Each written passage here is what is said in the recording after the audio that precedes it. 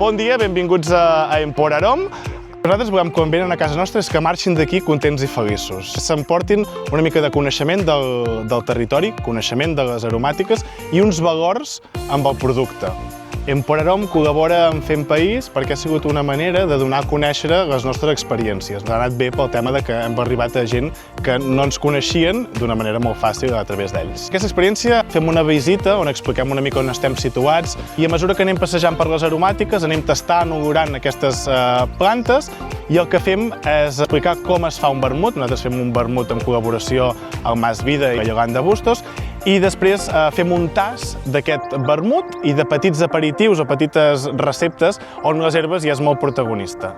Hem arribat aquí a Emporarom, hem caminat una estona per aquest entorn que és preciós i m'ha agradat molt flairar i que et queden aquestes mans increïbles de totes les olors.